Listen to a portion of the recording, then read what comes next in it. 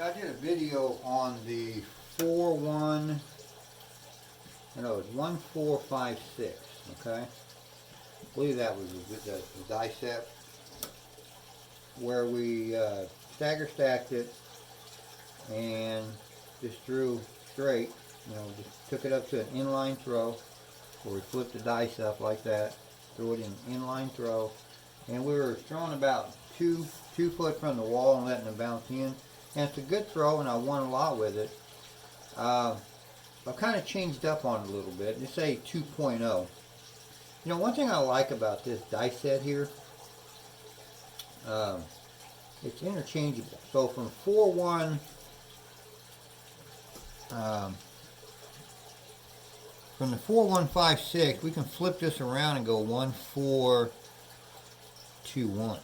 Okay, and that's what I'm gonna throw today. 1-4-2-1.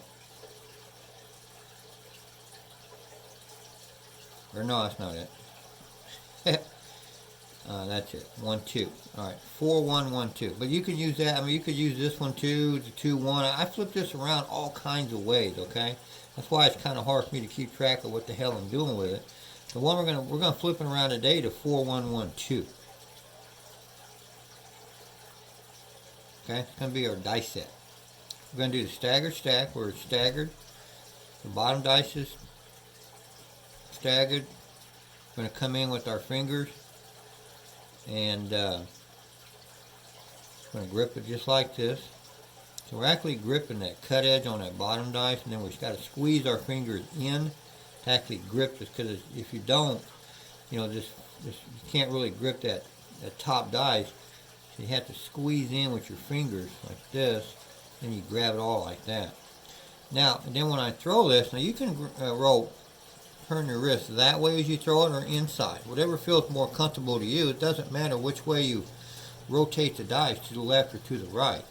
But what I'm going to do is, again, we're going to bring the dice up as we throw it into an inline, and as we throw the dice, we're going to turn our wrist and then let go. Like that. I'm turning to the outside like that. So I'm turning my wrist like that, okay? But like I say, you can turn your wrist this way if you want. Just, you're coming up from the ground, like this, to throw them, and then turn your wrist, all right? That's our throw. And our landing zone is going to be, we're actually closer to the wall now. We're coming in from the pass line in. So, find out where it is on your table you're playing at. Basically from 8 inches to 4 inches in that little group right there, where you want to be as a landing zone, okay?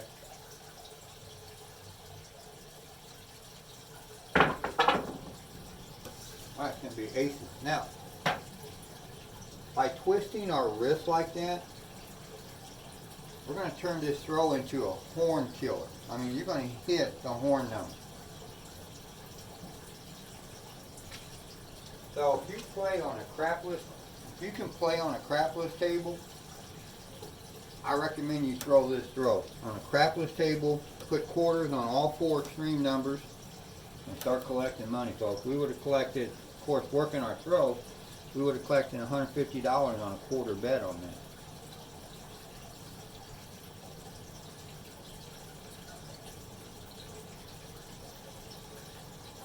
Now, one thing I like to do before I throw, I envision my throw. It's very critical if you can envision your throw. I like to see the throw play out in my mind before I throw it. It only takes a few seconds to do it. You don't have to sit there forever thinking.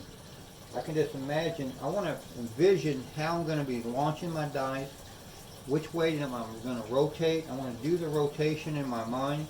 And I want to make sure that in my mind I'm focusing on my landing zone of where and how I'm projecting how the dice are being thrown in that rotation and where they're hitting in the landing zone. I'm also envisioning my pattern that's coming off the wall. All that in just a few seconds, okay? But I envision my throw, and then I do it, folks, okay? It's going to be an 8, that's our point.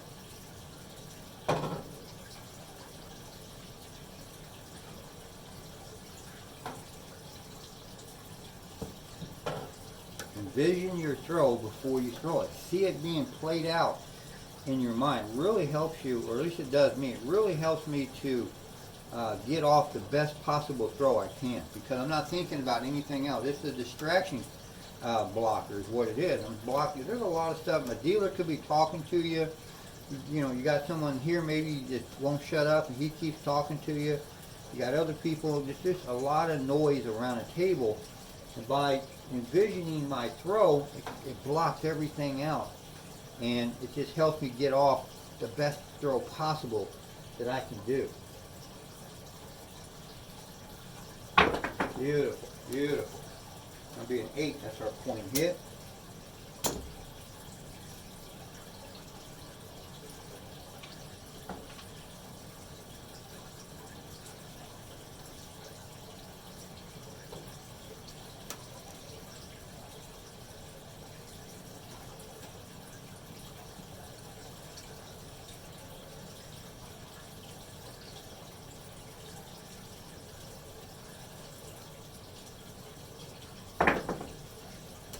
Okay, 11 yoke.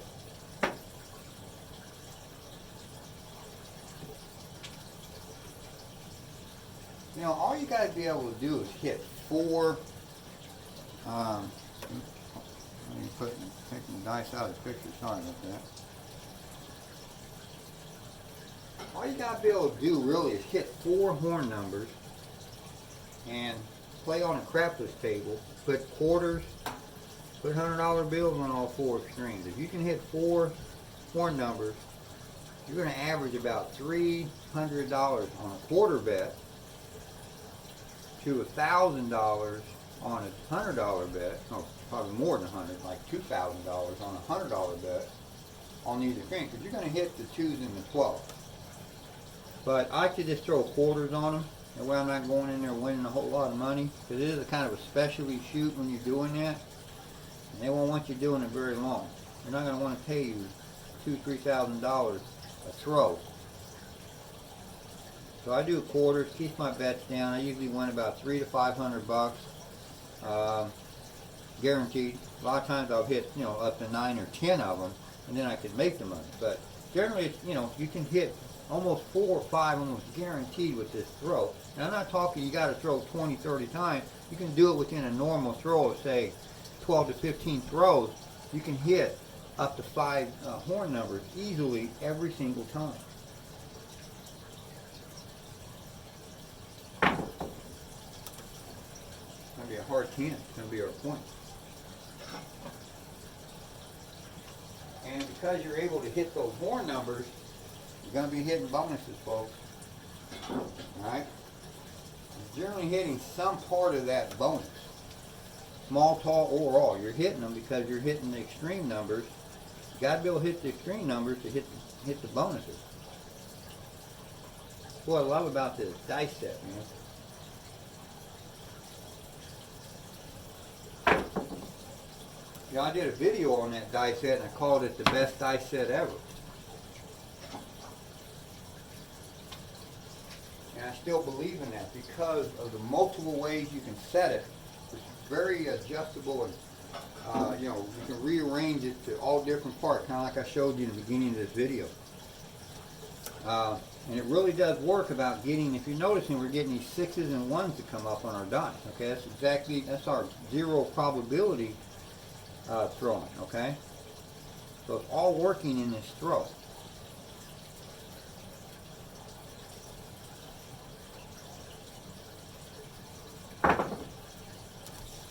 Part 6.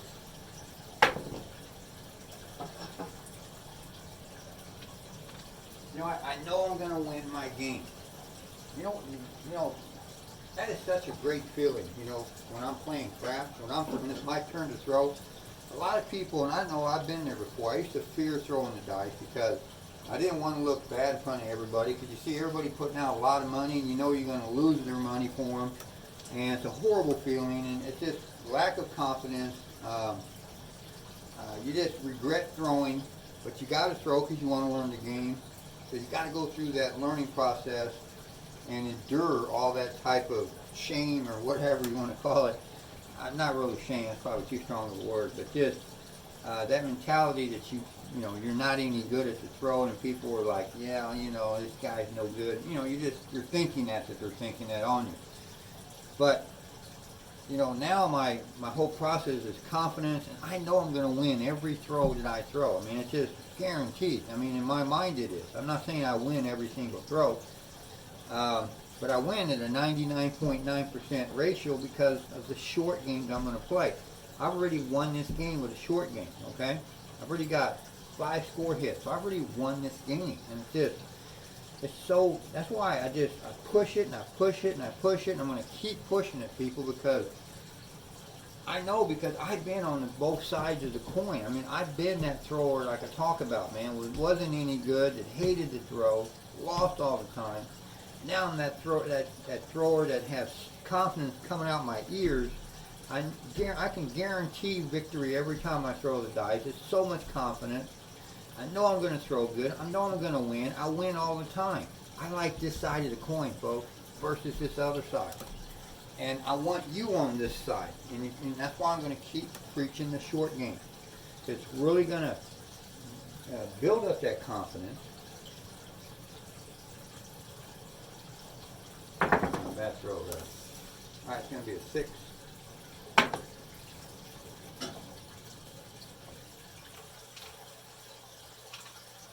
You gotta learn. You hear me say this all the time. You gotta learn how to win. Winning isn't guaranteed. You have to work for it, and by working for it, you're gonna learn how to win.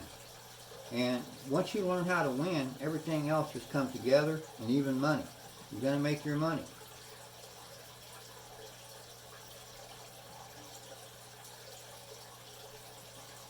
It's gonna be a 5.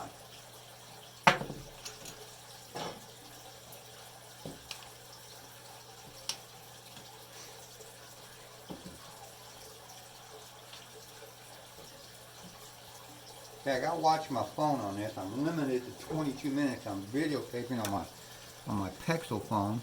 I'm at 12 minutes now. With my Samsung, I usually record my videos on my Samsung phone, and it's actually charging. I was low on the battery, so I can record up to 32 minutes on my Samsung, but this stinking Pixel phone I got, it only allows me to record up to 22 minutes. So I gotta keep an eye on it. I want to go over it. In case I get in some great throw here, I'm going to have to cut it off by 22 minutes. Now, envision your throw, folks. It really is this is one of my, I gave you guys a lot of great tips along the way. This is another great tip. When you're setting up your throw, and you actually got it gripped and you're ready to launch, take that 3 seconds before you throw the dice to envision your throw, okay? See it being played out in your mind. You know how I'm going to come up with my dice, with my launch. I'm envisioning that. I know I'm going to twist my wrist to the right. It's going to give you that left hand rotation, or that left rotation. You know, I'm envisioning where my dice are going to hit, how they're traveling so low off the table, my height, everything's in my mindset in this throw. Where it's going to hit, and then I'm envisioning how it's going into the wall and coming back out. Okay, so I want to keep that pattern the same, so I'm going to throw longer that way. Beautiful. Okay, it's going to be a hard 10. You're going to hit same number, same combination. You know, we pointed our 10, so we hit it twice. Both our hits on that 10 were hard 10s, okay? That means the throws had to be the same to come up with the same combination of 5-5. The only way to come up with 5-5 and 5-5 again is that we threw the dice the same way exactly. It bounced the same way, it had the same pattern off the alligator to create the same combination. All the same.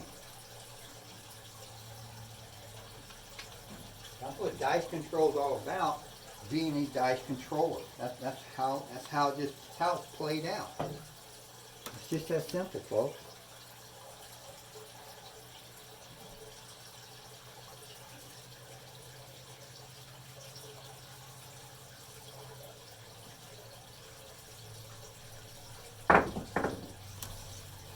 could be a 9 or a point.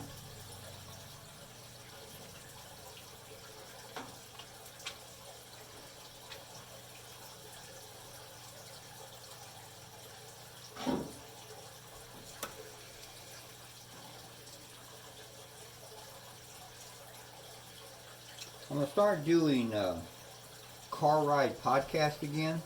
I'm going to put them out on YouTube though.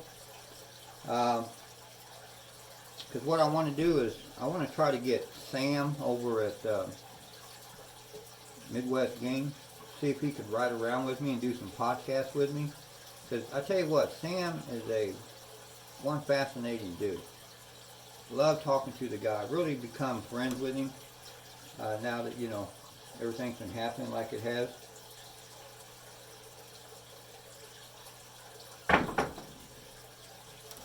And I mean, I don't know his schedule.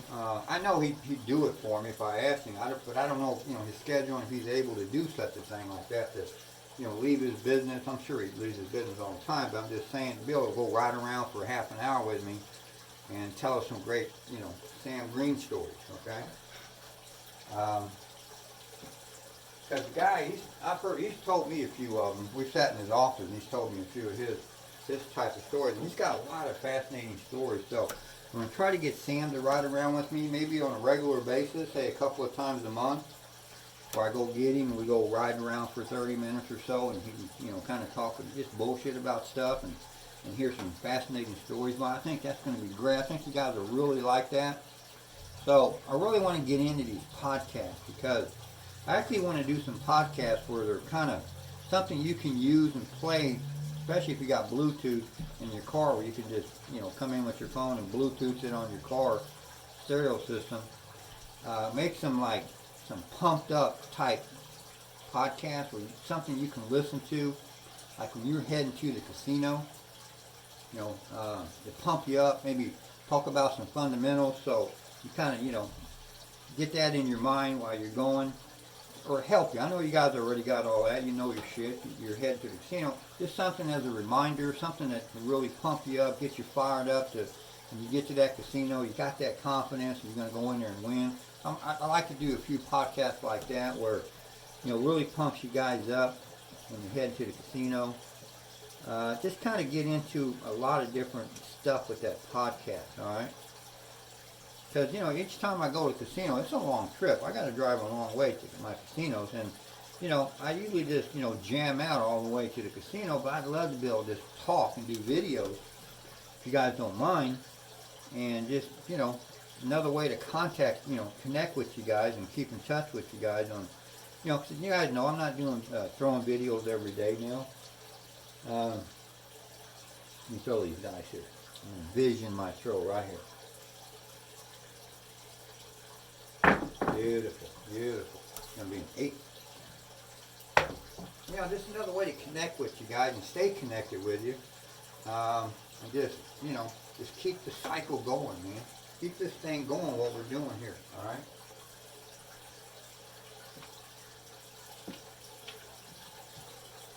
Just more ways that I can just spread what I know. You know, if I just, you know, I told you before, I can't think of everything.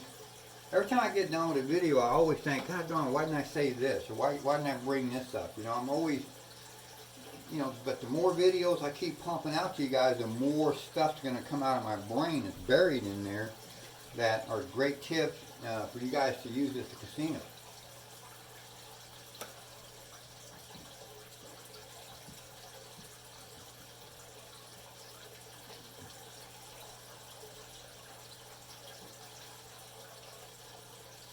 Beautiful, beautiful.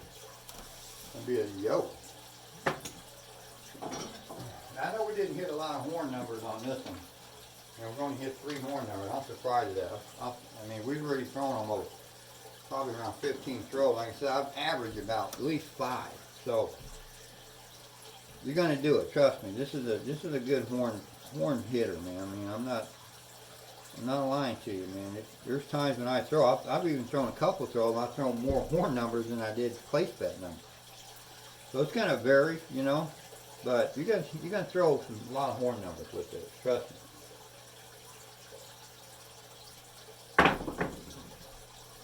All right, it's gonna be a 4.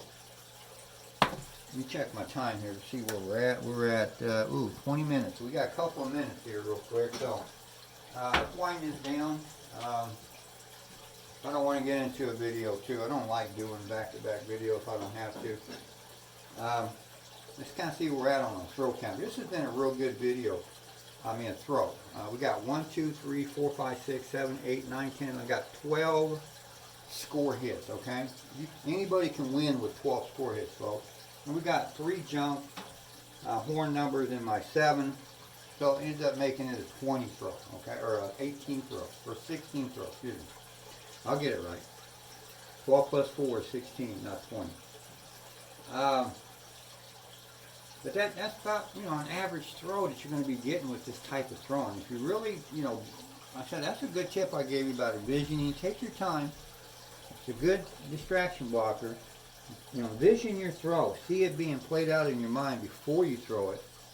And see if that doesn't help you concentrate and get more of a better throw. It's all about that. It's all about the single throw, and that's what craps is about. It's about the single throw, because if you don't throw correctly on that single throw, you don't have any more throws left. I mean, you're out of throws because you're going to settle.